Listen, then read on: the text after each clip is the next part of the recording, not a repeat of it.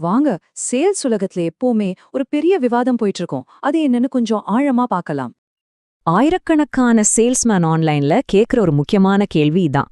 அதாவது, மத்தவங்கள சம்மதிக்க வைக்கிறது, அவங்க மேல செல்வாக்கு செலுத்துறது பத்தி பழைய காலத்துல எழுதப்பட்ட புத்தகங்கள் எல்லாம் இன்னைக்கு உண்மையிலே ஒர்க் அவுட் ஆகுமா? இந்த கேள்விக்கு பதில் கண்டுபிடிக்க நாம முதல்ல இந்த விவாதத்தோட ரெண்டு தரப்பு வாதத்தையும் அது எங்க ஆரம்பிச்சதுங்கிறதுல இருந்தே பார்க்கலாம் வாங்க. ஒரு பக்கம் பாத்தீங்கன்னா, இதெல்லாம் சாதாரண காமன் சென்ஸ், மனுஷனா எப்படி நடந்துக்கணும்னு சொல்றதுக்கு ஒரு புக்கா அப்படின்னு கேக்குறாங்க. ஆனா இன்னொரு பக்கம், இல்ல இதுல சொல்ற விஷயங்கள்லாம் காலத்துக்கும் அழியாதது. இது வெறும் சேல்ஸ்க்கு மட்டும் இல்ல, நம்மளோட எல்லா உறவுகளுக்கும் ரொம்ப உதவியா இருந்திருக்கு அப்படின்னு சொல்றவங்களும் இருக்காங்க. உண்மையை சொல்லணும்னா இந்த விவாதம் ஒன்றும் புதுசில்ல.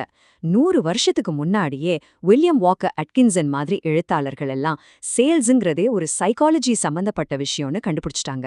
அப்போ அன்னையிலிருந்து இன்னைக்கு வரைக்கும் மாறாம நிக்கிற அந்த அடிப்படை விதிகள் என்னென்ன? அப்படியே அடுத்த கட்டத்துக்கு போவோம். இங்கதான் ஒரு சுவாரஸ்யமான விஷயம் இருக்கு. மக்கள் ஏன் ஒரு விஷயத்துக்கு சரின்னு சொல்றாங்க, அதுக்கு பின்னாடி இருக்கிற சைக்காலஜியை ரொம்ப அருமையா புரிய வைக்கிற ஒரு மாடல் இது. டாக்டர் ராபர்ட் சியால்டினி இவர்தான் நாம முடிவெடுக்கிறதுக்கு மூளைக்குள்ள நடக்கிற சில ஷார்ட்கட்ஸை கண்டுபிடிச்சாரு. அதுதான் இந்த 6 உலக பொதுவான விதிகள். 1. ரெசிப்ராசிட்டி, அதாவது நாம ஒரு உதவி செஞ்சா அவங்களும் நமக்கு திரும்ப செய்வாங்க. 2. ஸ்கேர்சிட்டி, ஒரு பொருள் கம்மியா இருக்குன்னா அதுக்கு மதிப்பு ஜாஸ்தி. 3. அத்தாரிட்டி, ஒரு விஷயத்துல எக்ஸ்பர்ட்டா இருக்கிறவங்க சொல்றத நம்புவோம். 4. கன்சிஸ்டன்சி, சொன்ன வாக்க காப்பாத்துறது. 5. லைக்கிங், நமக்கு பிடிச்சவங்க சொல்றதுக்கு ஓகே சொல்லுவோம். கடைசியா கன்சென்சஸ், அதாவது மத்தவங்க என்ன பண்றாங்களோ அதையே நாமளும் பண்றது.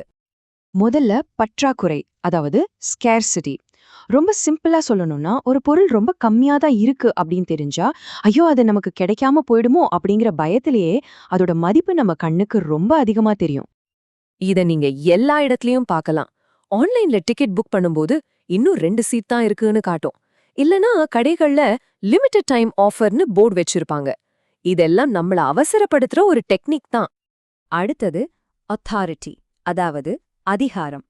இது ரொம்ப சிம்பிளான ஒரு விஷயம். ஒரு துறையில நல்ல அனுபவம், அறிவு இருக்கிறவங்க ஒரு விஷயத்த சொன்னா நாம இயல்பாவே அதை நம்புவோம், அவங்க சொல்றபடி கேட்போம்.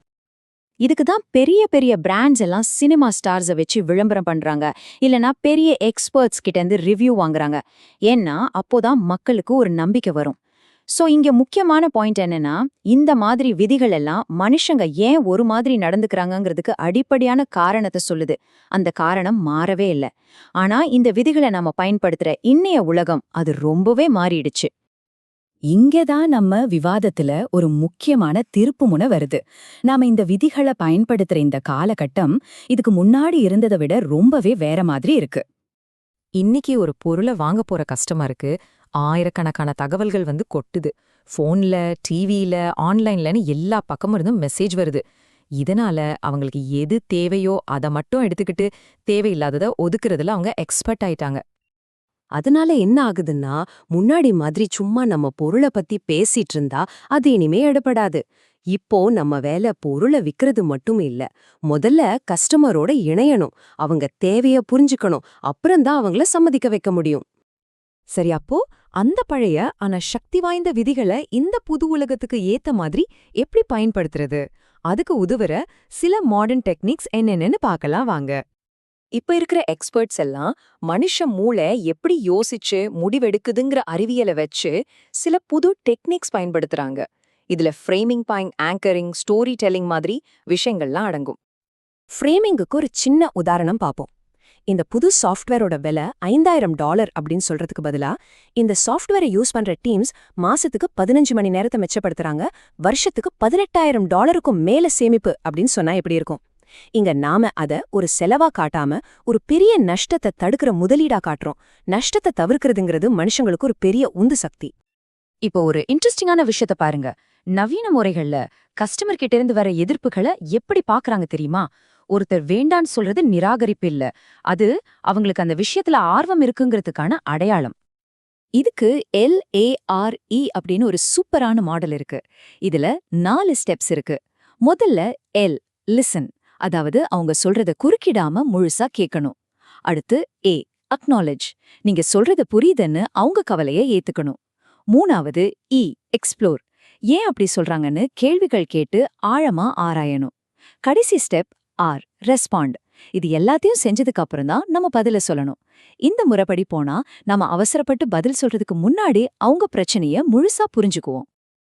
இப்படி சரியான கேள்விகள் கேட்கும்போது அவங்க எதிர்ப்பு ஒரு வாக்குவாதமா மாறாம ஒரு மரியாதையான உரையாடலா மாறுது. அப்போதான் நாம சொல்ற பதில அவங்க காது கொடுத்து கேட்பாங்க. சரி வாங்க, நாம ஆரம்பிச்ச இடத்துக்கே திரும்ப வருவோம். அப்போ அந்த பழைய கிளாசிக் புத்தகங்கள்லாம் உண்மையிலேயே ஓவர் ரேட்டடா? இல்ல, தீர்ப்பு ரொம்ப தெளிவா இருக்கு. அந்த பழைய புத்தகங்கள் காலாவதி ஆகல. அது மனுஷங்களோட சைக்காலஜி ஏன் அப்படி இருக்குங்கிற அடிப்படையை நமக்கு சொல்லிக் கொடுக்குது. ஆனா அந்த அறிவை மட்டும் வச்சுக்கிட்டு பிரயோஜனம் இல்ல. அத இந்த காலத்துக்கு ஏத்த மாதிரி அறிவியல் பூர்வமான வழிகள்ல எப்படி பயன்படுத்துறதுன்னு தெரியணும். சோ அந்த ஏங்கிற கேள்விக்கு பழைய புத்தகங்கள் பதில் சொல்லுது, எப்படிங்கிற கேள்விக்கு புது டெக்னிக்ஸ் பதில் சொல்லுது. ஒருவேளை இதிலிருந்து நாம கத்துக்க வேண்டிய கடைசி பாடம் எதுவாதான் இருக்கும்? இங்க விஷயம் டெக்னிக்ஸ் மட்டும் இல்ல, மத்தவங்களுக்கு உதவுறதுக்காக நம்மள நாமளே மேம்படுத்திக்கணும். மக்களை நல்லா புரிஞ்சுக்கிட்டாதான் அவங்க பிரச்சனைக்கு உண்மையா ஒரு தீர்வு கொடுக்க முடியும். இந்த ஒரு கேள்விதான் ஒரு நல்ல சேல்ஸ்மேனுக்கும் ஒரு கிரேட் சேல்ஸ்மேனுக்கும் இருக்கிற வித்தியாசத்தை காட்டுது.